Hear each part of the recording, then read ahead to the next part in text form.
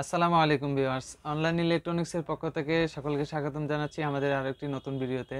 আজকের ভিডিওতে আপনাদেরকে দেখাবো একটি XM18 এসিডিসি কন্ট্রোলার, যেটা বিগত কোনো আমাদের দেশে কারো কাছে দেখেননি বা পাননি। ওই ধরনের একটি চমৎকার কন্ট্রোলার, যেটাতে হচ্ছে ব্যাটারিতে এবং কারেন্টে দুইভাবে চালাতে পারবেন।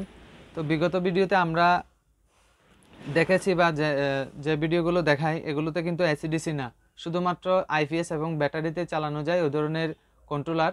তো এই কন্ট্রোলারটি হচ্ছে এসিডিসি প্লাস হচ্ছে ডাবল সার্কিট। তো ডাবল সার্কিট তো আপনারা ইতিমধ্যে জেনেছেন, ডাবল সার্কিটের মধ্যে যে আবার এসিডিসিও হয় সেটা কিন্তু আগে পাননি। বাংলাদেশে প্রথম আমরাই নিয়ে এলাম এসিডিসি কন্ট্রোলার। তো আমাদের চ্যানেলে যদি নতুন হয়ে থাকেন অবশ্যই চ্যানেলটি সাবস্ক্রাইব করে রাখবেন। আমি দুদিকে লাইন দিয়ে দেখাচ্ছি কিভাবে এসিডিসি চলে। প্লাস হচ্ছে বর্তমান সময়টা যেহেতু এই যে দেখতে পাচ্ছেন এখানে কিন্তু লাইন আসছে এসিডিসির, শুধুমাত্র কারেন্টে লাইন দেওয়া। আর এখানে বেশ দুটি ডিসি লাইট আর হচ্ছে ডিসি ফ্যান, ব্যাটারি ক্লিপ দেখতে পাচ্ছেন, এগুলো কিন্তু কোনোটাতে লাইন দেওয়া নাই। তো আমি যখনই লাইন দিব তখন এটা একটু লক্ষ্য করবেন, এটা কিন্তু এসিডিসির মধ্যে আবার O2ও হবে, ব্যাটারিতে লাইন। এখানে দেখতে পাচ্ছেন ব্যাটারির কিন্তু লাইন দেওয়া আছে।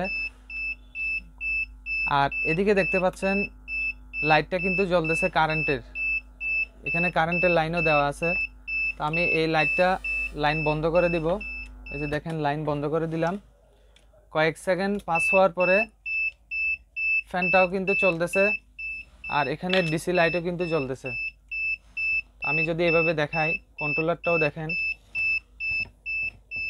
এই যে কন্ট্রোলারটা সম্পূর্ণ ডিসিতেই চলতেছে। এখন প্রশ্ন হচ্ছে, বড় মেশিনে যেহেতু এই কন্ট্রোলারগুলো ব্যবহার হয়, তো এক্ষেত্রে আসলে কি কন্ট্রোলারটি ঠিকভাবে কাজ করবে কিনা বা এই অল্প লাইট দিয়ে তাপটা ঠিকভাবে উঠবে কিনা, ওই ধরনের প্রশ্নটা কিন্তু থেকে যায়। তো সেক্ষেত্রে লাইটের সেন্সরটা যদি আমি এখানে দেখাই, কতটুকু তাপ ওঠে ডিসপ্লেতে দেখতে পাচ্ছেন, কত দ্রুত তাপ বাড়তেছে। এই যে দেখুন, আমি যদিও বা লাইটের কাছাকাছি আনলাম। তো সেক্ষেত্রে আপনাদের যদি মেশিন বড় হয় সেক্ষেত্রে এই যে ফ্যান চলতেছে দেখতে পাচ্ছেন, এই ফ্যানটার পরিমাণও বাড়াতে পারবেন, পাশাপাশি লাইটের পরিমাণও বাড়াতে পারবেন। এখন প্রশ্ন হচ্ছে, এই কন্ট্রোলারটির দাম বেশি কেন হয়?